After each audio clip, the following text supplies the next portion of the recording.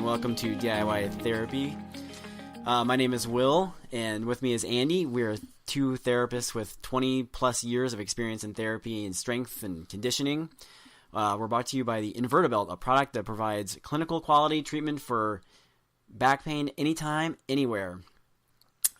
We're starting a podcast for people to treat themselves with physical therapy on their own at home. We're going to probably address a number of things, but today we're going to kind of talk about ourselves and why we're doing this. Andy? Yeah. So, I think Will hit the nail on the head here. Our goal here is really to possibly provide some other opportunities for people to understand how to treat themselves, to manage their own pain. We always have kind of a disclaimer that we've got to put out there that the podcast, this podcast is for education purposes only. It is not designed to diagnose or treat. When beginning any exercise program, it should be reviewed and discussed with your medical professional prior to beginning. Information on this podcast is not designed to replace medical treatment. So as Will was kind of alluding to, our goal is really to pass along information, maybe to give a little bit of insight to other individuals trying to seek medical treatment, kind of a peek behind the curtain to see how we think about pain, how we try to manage pain. One of the things that I talk to a lot of patients about is that, learning how to manage your own pain is really kind of a skill. And even when people are coming in and seeing me, I'm trying to teach them that skill. So it's something that's very learnable. It's something that is very easy to comprehend, but it is a process, and hopefully we can kind of pass along some of that information along to you guys as we continue to get some more followers, possibly, if anybody's actually listening, by the way. But yeah, so that's kind of the goal for us. One of the other things, I think you'll agree with this, Will, is that we feel that the community in general is trying to kind of overcomplicate treatments, and quite frankly, it's not that complicated to treat pain. It's a lot of it is just I feel like there's when I'm talking to a patient, they think that there's some magic 3 exercises that they should be doing that they haven't thought of, when it's usually the simple things are the ones that work the best. You don't have to do a handstand on a Bosu ball with your eyes closed for balance. It's fine. We just do simpler things. It is entertaining for us to watch, though, by the way. Yes. I mean, anytime you see somebody do that, it's like, wow, that's impressive. So, a little introduction about us. We'd like to think of ourselves as probably a little unprofessional in the clinic. We like to have fun with our patients. We hope you're unprofessional. Well, that's definitely true. I would make the case for you also, sir. Oh, yes, that's true. But what I would say here is that, it's really one of these things that, it's all about just having an idea of what your symptoms are and having an idea of how to treat yourself and what can really trigger your pain and what cannot, what things actually give you some relief. But I would say that this podcast, I think, is a great opportunity for us to just kind of get out there and talk to different people and maybe expand the people that we can impact besides just the individuals that we see on a daily basis in the clinic. So, yeah. So I think today we're probably going to focus on just general pain. Yeah. Okay. Yeah. Well, let's give a little background. So, I've been a therapist for 11 plus years now. One of the things that I've been really, in terms of my education outside of therapy school, I've been focused a lot on manual therapy techniques, biomechanics, things like that. What would you say biomechanics are? So biomechanics is basically the way the joints, the articulating surfaces, or the surfaces. What would you say articulating surfaces are? Gosh darn it, you're killing me here on the first one. So the way that the joints actually interact with one another and how they roll and glide on top of each other and how the muscles will impact that. So a lot of my background is in that, but what I found is in the last probably 3 or 4 years is I don't use almost any of it anymore. And most of the time that's because it's not that important. And I don't want to downplay that, because there is value to learning those things and having that background information. But the biggest thing is about knowing what your symptoms are doing. So my background is really in manual therapy, biomechanics, and of course, like I said, now I don't use a lot of it. So, what about you, Will? My background is a little less manual therapy and more probably biomechanical things, is like that. Exercise based? Yes, because I was, before I did this, I was a personal trainer, so I came into this, almost backwards, where I'm kind of, somebody will come into me, see us, and they're somebody who's just got a brand new knee, and yeah, I'm used to somebody saying like, okay, let's do squats, and that person can't do squats, so you kind of had to reverse engineer that a little bit. So I'm used to the exercise portion of it. That sort of stuff.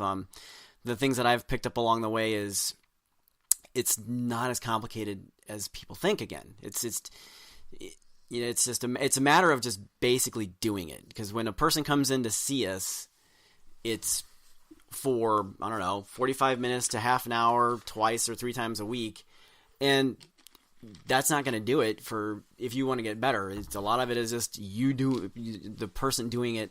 Consistency, right? Yeah. At home, on their own, do that sort of stuff, because it doesn't really matter how much time unless they came to see us for, every day for a couple hours. Which insurance won't pay for. No, and no one has the time or money to do that. So I just feel like that people could be doing a lot better without us necessarily always yelling at them. Yeah, well, and you touched on a point there.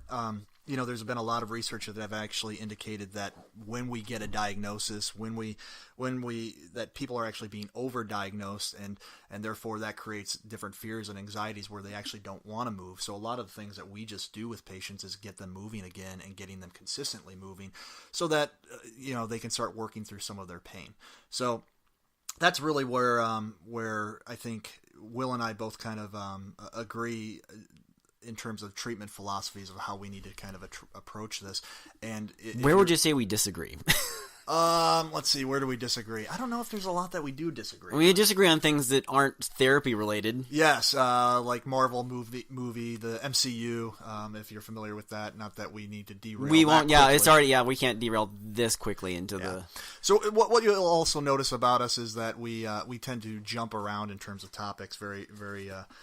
Easily, and most of this is really kind of the conversation that actually occurs at the lunchroom table in between patients. So we're hoping that you'll continue to kind of learn from us about other topics too that may not be therapy related. So not that we have great opinions on anything. No, but they will be our own opinions, and they don't reflect anything because they're just our opinions. And half the time, I'm just I'll just take a random opposite opinion just to be. Just for an argument's sake. Just to do it.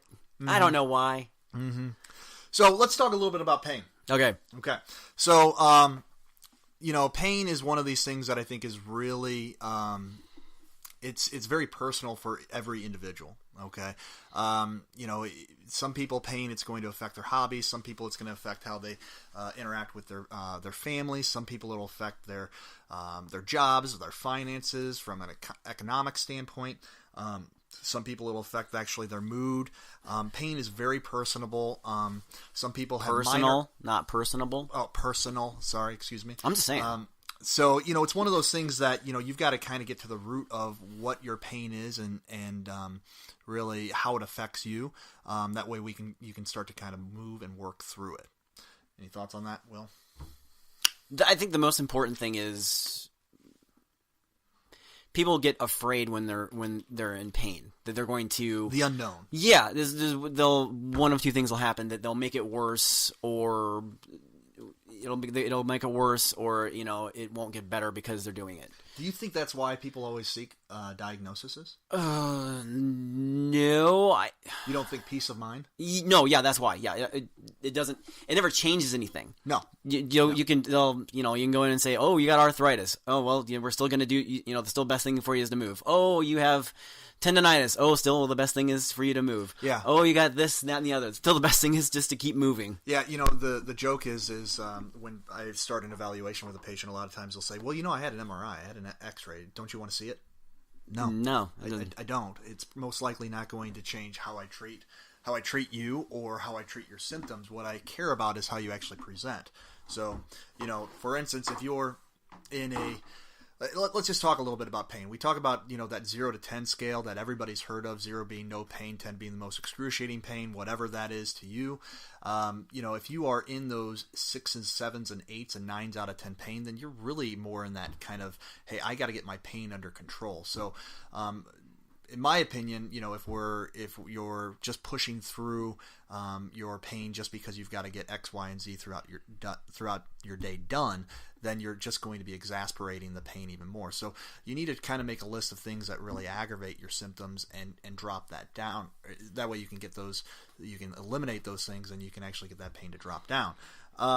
If you're in more of that moderate pain levels, anywhere from kind of that 4 to 6 range, then you can start to introduce more activities. And then, of course, if you're in that 0 to 3 pain range, you'd probably want to start to look at more real functional activities and increasing functional strength. But you first need to get an idea of kind of where you're at. Is your pain out of control? Is it really volatile? Is it unpredictable? Do you not know what triggers your pain? If you don't have an idea of those types of things, then you need to be in that pain management phase where we're really starting to identify those types of things. Yeah, would you say that keeping a journal for your pain? Yeah, oh, absolutely. Like where you're writing down like, okay, this caused me this much pain, or would that make it worse because they're thinking about their pain more? No, I think the first step in anything is really identification, because one of the things that, and you can attest to this too, I'm sure, is that when I start an evaluation, one of the things that I try to establish right away is whether or not that patient has any idea what is actually causing their symptoms. And that's one of the questions I'll ask. What is it that's bringing on your pain? If you don't know, then you've got an issue, okay? You've got to identify whether, and let's just use back pain as an example here. If you're sitting, if what actually triggers your pain? Is it after you're sitting for 5, 10, 15 minutes? Is it when you're standing? Is it when you're walking? Is it when you're doing more repetitive motions like bending or twisting? Is it static positions like driving? These are all different types of positions. Static means not moving. Yeah, sorry. Static as in not moving. So, if you're staying in the same place for 15, 20 minutes, does your pain increase? These are all things that, I think are important for you to understand so that you can start to identify these things and start to, again, cut them out or move them. I always say modify, limit, or cut out. Okay, modifying mean, hey, you're maybe, again, if we're talking about posture, you correct your posture. Limit meaning that, hey, you're only going to sit for 15 to 20 minutes because at 30-minute mark, your pain starts to increase. And then, of course, cut out, it would be if, hey, I can't sit for more than 5 minutes, so I'm going to try to cut that out of my daily activities as much as possible. So it's really important to try, because one of the easiest ways to start to reduce your symptoms is actually to just cut out whatever that trigger is. So you need to identify where your pain is. So if you're in that pain management... so it's literally like that joke. Doctor, it hurts when I do this. Don't do that. I hate to say that, but... in a lot of ways it is. Right away, yes. Yeah, right when you're away, high, yes. When your pain is high enough. Yeah, and that's not obviously that's not an answer that anybody really likes to hear. No. And, posture, is a real hot topic in general with back pain, but, and I actually hate telling patients that, hey, we probably need to watch this because nobody wants to hear, hey, my chronic back pain that's been bothering me for 10 or 15 years is because I'm not sitting in the correct position. But it is one of these things, if it doesn't hurt, or if it brings on your symptoms, you need to start to eliminate and try to cut it out. Yeah. So, and so then, once your pain levels actually drop, so after you identify that, then you can start to introduce new activities. You can start to introduce some of your, some activities that maybe were a little bit more aggravating, but hey, we're going to do a limited amount so that the body doesn't go past kind of the pain threshold that we want to try to keep it under. And then introduce those over a period of time, 2, 3, 4, 5, 6 days, and then slowly kind of scale that up and keep introducing those activities so your body can have a chance to adapt and acclimate to those different types of activities. So those are kind of the first 2 phases if your pain is a little bit higher. Once your pain gets lower, then you can start to actually add tension, add strength, add repetitions, continue to load the joints, those types of things. So, and we have... Load the joints is basically like using resistance of some discrete... It doesn't necessarily mean weights Just No. sitting and standing a couple of times is loading the weights, is loading your joints. It's not always, I have to go to the gym, I got to squat 400 pounds.